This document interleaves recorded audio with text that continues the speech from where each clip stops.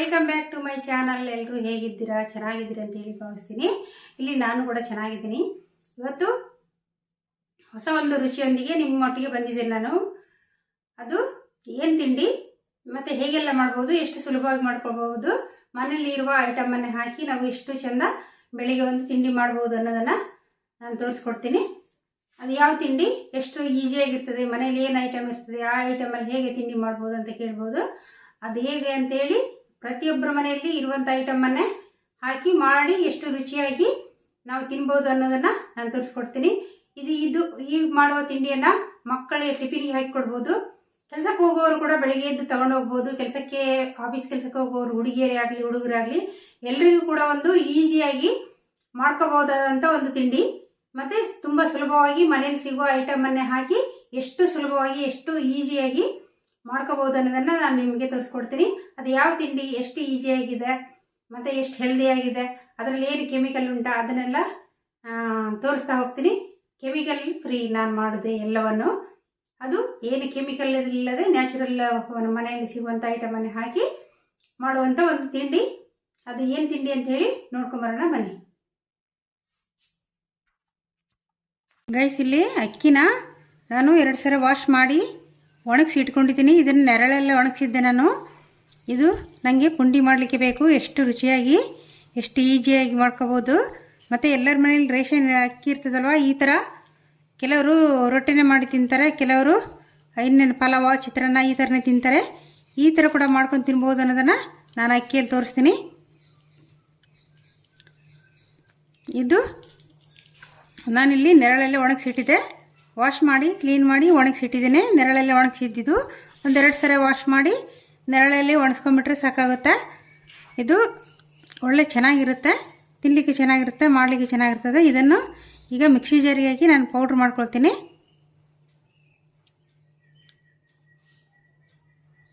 Guys, ಈಗ mixie ಜಾರಿಗೆ ಹಾಕ್ಕೊಂಡಿದ್ದೀನಿ. ಇದನ್ನು ತರಿತರಿಯಾಗಿ ನಾನು ಡ್ರೈಯನ್ನೇ ಪೌಡ್ರ್ ಮಾಡ್ಕೊಳ್ತೀನಿ. ಇದು ಒಣಗಿರ್ತದಲ್ವ, ಇದನ್ನಷ್ಟೇ, ನೀರೇನು ಹಾಕ್ಲಿಕ್ಕಿಲ್ಲ ಇದಕ್ಕೆ. ಗೈಸ್, ನಾನೀಗ ಏನು ಮಿಕ್ಸಿ ಮಾಡಿ ತೊಗೊಂಡಿದ್ದೆ, ಇದರಲ್ಲಿ ಹಿಟ್ಟು ಬೇಡ ನಮಗೆ, ಖಾಲಿ ತರಿ ನಮಗೆ ರವೆ ಅಷ್ಟೇ ಬೇಕಾದದ್ದು. ಹಿಟ್ಟು ನಮಗೆ ರೊಟ್ಟಿ ಗಿಟ್ಟಿ ಏನಾದರೂ ಮಾಡಲಿಕ್ಕೆ ಆಗ್ತದೆ, ಆವಾಗ ತೆಗಿಬೋದು. ಇದು ಮೇಲೆದು ನಮಗೆ ಏನು ಅಕ್ಕಿದು ತರಿ ಬರ್ತದೆ ಅದು ಮಾತ್ರ ನಮಗೆ ಸಾಕು ಈಗ ತಿಂಡಿ ಮಾಡಲಿಕ್ಕೆ. ಈ ಥರ ಒಂದು ಜರಡಿ ಮಾಡ್ಕೊಂಬಿಡ್ಬೇಕು. ಹಿಟ್ಟನ್ನು ಸಪ್ರೇಟು ರವಾನ ಸಪ್ರೇಟ್ ಮಾಡ್ಕೊಂಬಿಡ್ಬೇಕು. ನೋಡಿ, ಇದೀಗ ಎಷ್ಟು ಸಿಕ್ಕಿದೆ ನನಗೆ.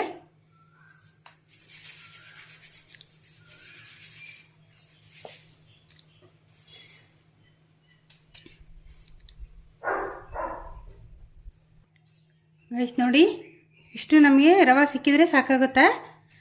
ನೋಡಿ, ಇದು ನಮಗೆ ಪುಂಡಿ ಮಾಡಲಿಕ್ಕೆ ಬೇಕು. ಅದಕ್ಕೋಸ್ಕರ ನಾನು ಇದು ರವಾನ ತಗೊಳ್ತೀನಿ ಈಗ. ಮತ್ತು ಇದು ಹಿಟ್ಟು ಉಳಿತದಲ್ವ, ಇದನ್ನು ನಾವು ರೊಟ್ಟಿ ಏನಾದರೂ ಮಾಡ್ಕೋಬೋದು, ಅದಕ್ಕೆ ಯೂಸ್ ಆಗ್ತದೆ. ಇದು ನಮಗೆ ಇಷ್ಟು ಸಾಕು.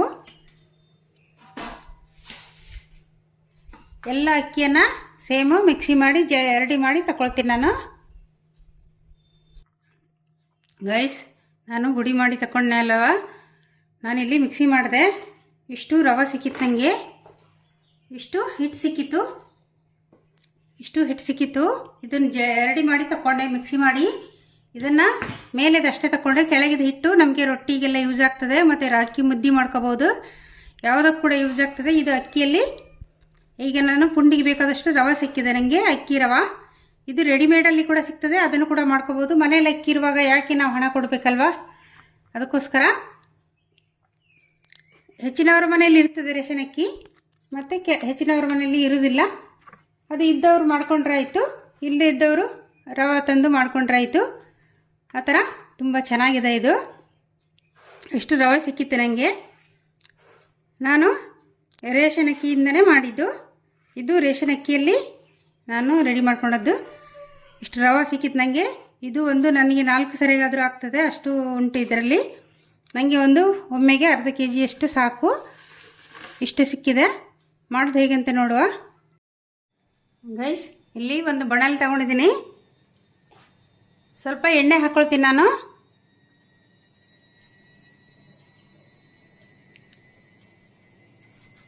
ಎಣ್ಣೆ ಬಿಸಿಯಾಗಬೇಕು. ಈಗ ಎಣ್ಣೆ ಬಿಸಿಯಾಗಿದೆ.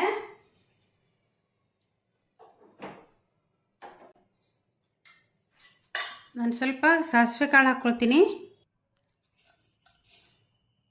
ಸ್ವಲ್ಪ ಸಾಸಿವೆ ಹಾಕ್ಕೊಳ್ತೀನಿ. ಸ್ವಲ್ಪ ಸಾಸಿವೆ ಹಾಕ್ಕೊಳ್ತೀನಿ. ಸ್ವಲ್ಪ ಕರಿಬೇವು ಹಾಕ್ಕೊಳ್ತೀನಿ.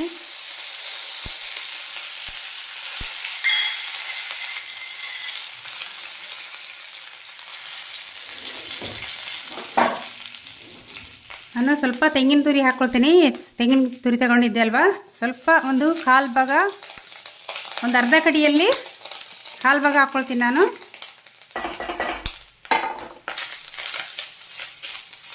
ಅರ್ಧ ತೆಂಗಿನ ಹೋಳಲ್ಲಿ ಒಂದು ಅರ್ಧ ಹಾಕ್ಕೊಂಡ್ರೆ ಸಾಕು.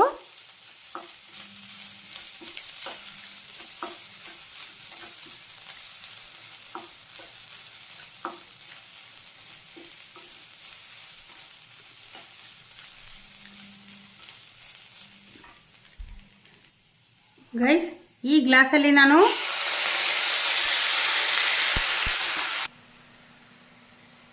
ಎರಡು ಗ್ಲಾಸ್ ನೀರು ಹಾಕ್ಕೊಳ್ತೀನಿ.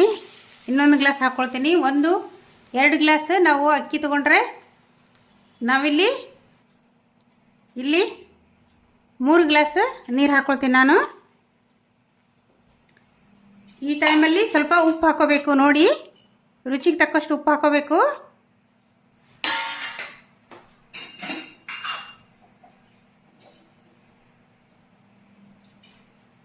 ರುಚಿಗೆ ನೋಡಿ ಹಾಕ್ಕೋಬೇಕು, ಜಾಸ್ತಿ ಆಗಬಾರ್ದು ಕೂಡ. ಗೈಸ್, ಈ ಟೈಮಲ್ಲಿ ನಾವು ಉಪ್ಪು ಸರಿ ಉಂಟ ನೋಡ್ಕೋಬೇಕು.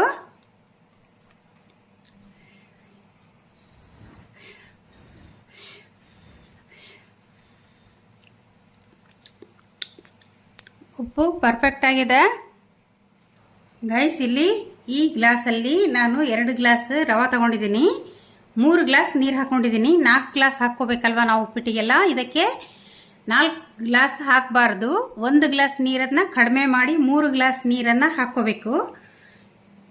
2 ಗ್ಲಾಸ್ ರವಕ್ಕೆ 3 ಗ್ಲಾಸ್ ನೀರು ಹಾಕ್ಕೋಬೇಕು. ಸ್ವಲ್ಪ ತೆಂಗಿನಕಾಯಿ, ಸಾಸಿವೆ ಮತ್ತು ಕೊಬ್ಬರಿ ಇಷ್ಟನ್ನು ನಾನೀಗ ಒಗ್ಗರಣೆಯಲ್ಲಿ ಇಟ್ಬಿಟ್ಟು ನೀರು ಹಾಕಿ ಕುದಿಲಿಕ್ಕೆ ಇಟ್ಟಿದ್ದೇನೆ. ಈಗ ಅದು ಕುದೀತಾ ಬಂತು. ನಾನೀಗ 2 ಗ್ಲಾಸ್ ರವೆ ತಗೊಂಡಿದ್ದೆ. ಅಕ್ಕಿ ನಾನೇನು ಹುಡಿ ಮಾಡಿದ್ದು ನೋಡಿದ್ರಲ್ವಾ, ರವೆ ಮಾಡಿದ್ದು ನೋಡಿದ್ರಲ್ವಾ, ಮಿಕ್ಸಿಗೆ ಹಾಕಿ ಅದನ್ನು ನಾನೀಗ ಹಾಕ್ಕೊಳ್ತೀನಿ ಇದಕ್ಕೆ.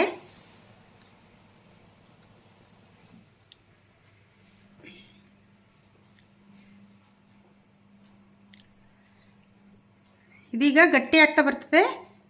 ತೋರಿಸ್ತೀನಿ ನಿಮಗೆ ಹೇಗಾಗ್ತದಂತ.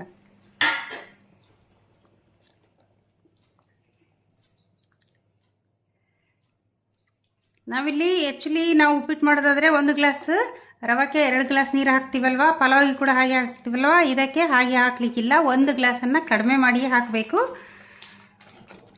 ಇದಕ್ಕೆ ಹೀಗೆ ಕೈ ಆಡಿಸ್ತಾ ಗಟ್ಟಿ ಆಗ್ತದೆ. ಇದು ಗಟ್ಟಿ ಆಗಲಿಕ್ಕೆ ಬಿಡಬೇಕು. ಇದನ್ನು ಇದು ಗಟ್ಟಿನೇ ಬರಬೇಕು ನಮಗೆ.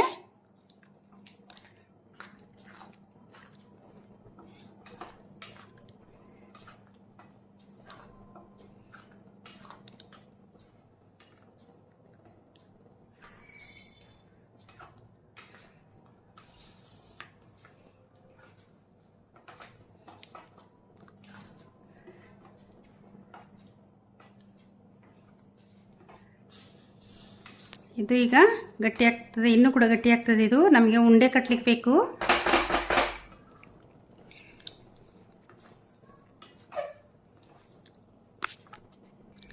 ಗೈಸ್, ಇದೀಗ ರೆಡಿಯಾಗಿದೆ. ಇದನ್ನು ನಾವು ತೆಗೆದು ಉಂಡೆ ಕಟ್ಟಬೇಕು. ಅದು ಯಾವ ಥರ ಅಂತೇಳಿ ನೋಡೋಣ. ಆಲ್ಮೋಸ್ಟ್ ಇದು ರೆಡಿಯಾಗಿದೆ. ಇನ್ನು ಸ್ಟವ್ ಆಫ್ ಮಾಡ್ಕೊಂಬಿಡಬೇಕು. ಗೈಸ್, ಇದನ್ನೀಗ ಇಷ್ಟು ರೆಡಿಯಾಗಿದೆ ಅಲ್ವಾ, ಇದು ನಮಗೆ ಉಂಡೆ ಕಟ್ಟಲಿಕ್ಕೆ ಬೇಕು. ಉಂಡೆ ಮಾಡಬೇಕು ನಾನೀಗ ಚಿಕ್ಕದು.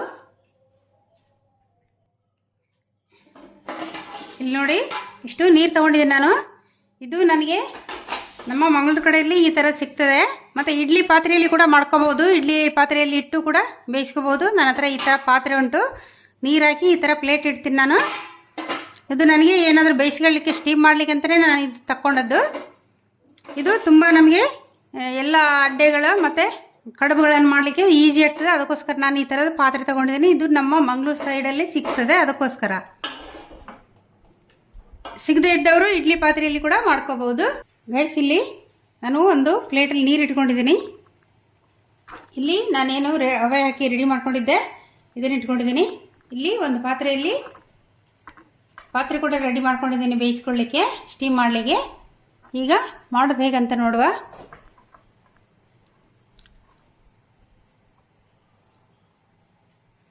ಪ್ಲೇಟಲ್ಲಿ ನೀರುಂಟಲ್ವ, ನೀರಲ್ಲಿ ಕೈ ಹಾಕಿ 2 ಕೈಗೆ ಹಚ್ಕೋಬೇಕು. ಯಾಕೆಂದರೆ ಇದು ಬಿಸಿ ಬಿಸಿ ಇರ್ತದಲ್ವ, ನೋಡಿ ಬಿಸಿ ಬಿಸಿ ಇದೆ.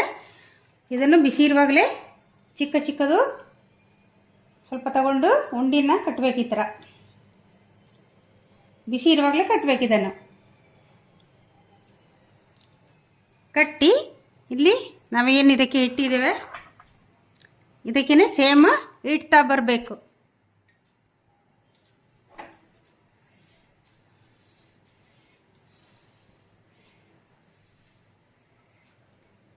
ಇದನ್ನು ಈ ಥರ ಇಡ್ತಾ ಬರಬೇಕು ಒಂದೊಂದೇ. ಗೈಸ್, ನಾನಿಲ್ಲಿ ಇಷ್ಟು ರೆಡಿ ಮಾಡ್ಕೊಂಡಿದ್ದೀನಿ. ಇದು ಇಷ್ಟು ರೆಡಿಯಾಗಿದೆ. ನಾವು ಒಂದೊಂದೇ ಉಂಡೆ ಮಾಡಿ ಈಗ ಸ್ಟೀಮಲ್ಲಿ ಇಟ್ಟಿದ್ದೀನಿ. ಇದು ಒಂದು 20 ನಿಮಿಷ ಆದರೂ ಬೇಯಬೇಕು ನನಗೆ. ಈಗ ಏನೋ ಉಂಡೆ ಕಟ್ಟು ರೆಡಿ ಮಾಡಿದೆ. ಇದನ್ನು ಕರೆಕ್ಟ್ ಬಾಯಿ ಮುಚ್ಚಿ ಆದಮೇಲೆ 20 ನಿಮಿಷ ಇರಬೇಕಿದು. ಕರೆಕ್ಟಾಗಿ ನಮಗೆ ಬೇಯ್ತದೆ. ಈ ಥರ ಪಾತ್ರೆ ಇದು. ಇದರಲ್ಲಿ ಇಡ್ಲಿ ಕೂಡ ಮಾಡ್ಕೋಬೋದು. ಏನಾದರೂ ನಮಗೆ ಸ್ಟೀಮ್ ಮಾಡೋದಾದರೆ ಈ ಥರ ಕೂಡ ಸ್ಟೀಮ್ ಮಾಡ್ಕೋಬೋದು, ಚೆನ್ನಾಗಿರ್ತದೆ. ಗೈಸ್, ಈಗ ಬಾಯಿ ಓಪನ್ ಮಾಡ್ತೀನಿ ನೋಡಿ.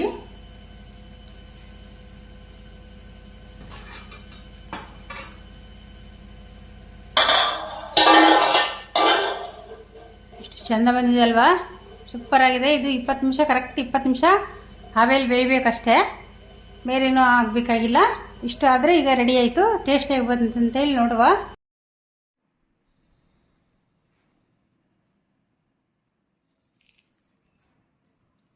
ಹಲೋ ಗೈಸ್, ಈಗ ತಿಂಡಿ ಹೇಗೆ ಮಾಡೋದು ಅಂತ ಹೇಳಿ ನೋಡಿದ್ರಿ. ಅದು ಹೇಗೆ ಬಂದಿದೆ, ಟೇಸ್ಟ್ ಹೇಗಿದೆ, ಎಷ್ಟು ಟೇಸ್ಟ್ ಬಂದಿದೆ, ಮತ್ತು ಅದು ಯಾವ್ದು ರೊಟ್ಟಿಗೆ ತಿನ್ಬೋದು, ಹೇಗೆ ತಿನ್ಬೋದು ಅನ್ನೋದನ್ನು ನಾನು ತೋರಿಸ್ಕೊಡ್ತೀನಿ. ಈಗ ನೋಡಿ, ನಿಮಗೋಸ್ಕರ ಇಷ್ಟು ಚೆಂದ ತಿಂಡಿ ರೆಡಿ ಮಾಡಿದೆ ನಾನು.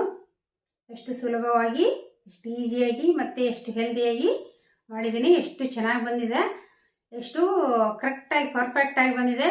ನನ್ನ ಅಳತೆ ಕರೆಕ್ಟ್ ಇದೆ.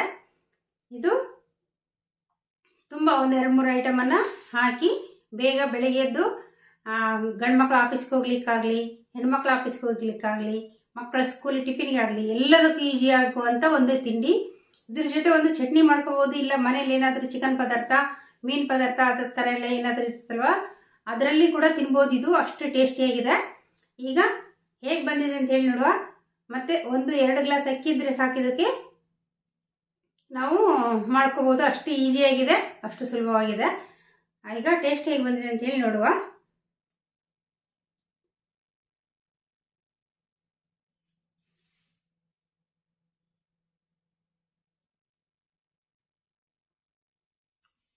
ವಾಯ್ಸ್ ಸೂಪರಾಗಿ ಬಂದಿದೆ. ನಾವು ಇಡ್ಲಿ ಉದ್ದೆಲ್ಲ ಹಾಕಿ ಹುಳಿ ಬರ್ಸಿದೆಲ್ಲ ತಿಂತೀವಲ್ವ, ಅದಕ್ಕಿಂತ ಇದು 10 ಪಟ್ಟು ಬೆಟರ್ ಇದೆ. ಯಾಕೆಂದರೆ ಇದು ಉದ್ದೆ ಹಾಕಿ ಹುಳಿ ಬರ್ಸಿ ನಾವು ಇಡ್ಲಿ ಮಾಡ್ತೀವಲ್ವ, ಅದರಲ್ಲಿ ತುಂಬ ನಮಗೆ ಕೆಲವರಿಗೆ ಗ್ಯಾಸ್ಟ್ರಿಕ್ ಆಗ್ತದೆ. ಹುಳಿ ಬಂದದ್ದೆಲ್ಲ ತಿಂದರೆ, ಇಡ್ಲಿ ತಿಂದರೆ ಅಥವಾ ದೋಸೆ ತಿಂದರೆ ಹುಳಿ ಬಂದಿರ್ತದಲ್ವ, ಅದನ್ನು ತಿಂದರೆ ಗ್ಯಾಸ್ಟ್ರಿಕ್ ಆಗ್ತದೆ. ಕೆಲವರಿಗೆ ಏನಾಗೋದಿಲ್ಲ, ಹೆಚ್ಚಿನವ್ರಿಗೆ ಏನಾಗೋದಿಲ್ಲ, ಗ್ಯಾಸ್ಟ್ರಿಕ್ ಪ್ರಾಬ್ಲಮ್ ಇದ್ದವ್ರಿಗೆ ಆಗೋದಿಲ್ಲ. ಇದು ಹೆಲ್ದಿಯಾಗಿದೆ ಮತ್ತು ಫ್ರೆಶ್ ಆಗಿದೆ. ಇದನ್ನು 2-3 ದಿನ ಇಟ್ಟು ಕೂಡ ನಾವು ಸೆಕೆ ಬರಿಸಿ ಈಗ ನಾನು ಮಾಡುವಾಗ ಹೇಗೆ ಸೆಕೆ ಬಂತು, ನಾ ಸ್ಟೀಮಲ್ಲಿ ಇಟ್ಟಿದ್ದಲ್ವಾ, ಅದೇ ಥರನೇ ಸ್ಟೀಮಲ್ಲಿ ಇಟ್ಟು ಬಿಸಿ ಮಾಡಿ ಬೆಳಗ್ಗೆ ಸಾಯಂಕಾಲ ಬಿಸಿ ಮಾಡಿ 3 ದಿವಸದವರೆಗೂ ಇಟ್ಟು ತಿನ್ಬೋದು. ಏನಾಗೋದಿಲ್ಲ, ಒಡೆಯೋದಿಲ್ಲ, ಏನಾಗೋದಿಲ್ಲ. ಮತ್ತು ಯಾವುದು ಪದಾರ್ಥದಲ್ಲಿ ಕೂಡ ಚಿಕನ್ ಪದಾರ್ಥ ಅಂತೂ ಇದಕ್ಕೆ ಹೇಳಿ ಮಾಡಿಸಿದೊಂದು ಕಾಂಬಿನೇಷನ್. ಮತ್ತು ನ್ಯಾಚುರಲ್ ಯಾವುದು ಕೂಡ ತರಕಾರಿ ಕೂಡ ಆಗ್ತದೆ, ಮತ್ತು ಮೀನು ಸಾರು ಕೂಡ ಆಗ್ತದೆ, ಮತ್ತು ಚಟ್ನಿ ಕೂಡ ಆಗ್ತದೆ. ಯಾವುದರಲ್ಲಿ ಕೂಡ ಬೇಕಿದ್ರೆ ತಿನ್ಬೋದು. ಅಷ್ಟು ಟೇಸ್ಟಿ ಆಗಿದೆ ಇದು. ಇದರಲ್ಲಿ ತೆಂಗಿನಕಾಯಿ, ಸ್ವಲ್ಪ ಎಣ್ಣೆ, ಸ್ವಲ್ಪ ಸಾಸಿವೆ ಎಲ್ಲ ಹಾಕಿ ಒಗ್ಗರಣೆ ಇಟ್ಟು ಮತ್ತೆ ಮಾಡಿದ್ದು. ಹೇಗೆ ಮಾಡಿದೆ ಅಂತ ನೋಡಿದ್ರಲ್ವಾ, ಅಷ್ಟು ನ್ಯಾಚುರಲ್ ಆಗಿದೆ. ಯಾವುದು ಇದರಲ್ಲಿ ಕೆಮಿಕಲ್ ಇಲ್ಲ, ಸೋಡಾ ಇಲ್ಲ, ಏನಿಲ್ಲ.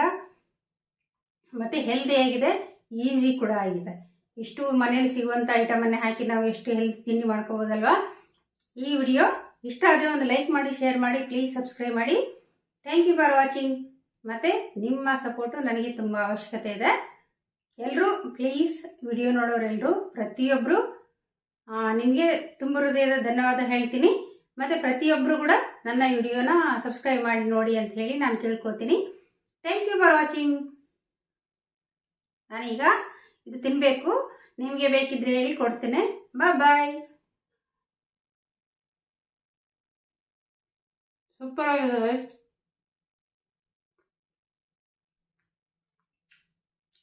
ತೆಂಗಿನಕಾಯಿ ಹಾಕಿದಲ್ವಾ, ಅಲ್ಲಿ ಸಿಗ್ತದೆ ಅದು ಅಗಿವಾಗ. ತೆಂಗಿನಕಾಯಿ, ಉಪ್ಪು,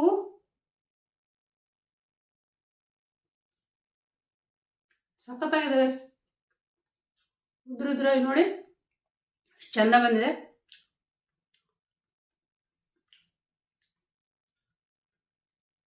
ಬಾಯ್ ಗೈಸ್, ಬಾಯ್.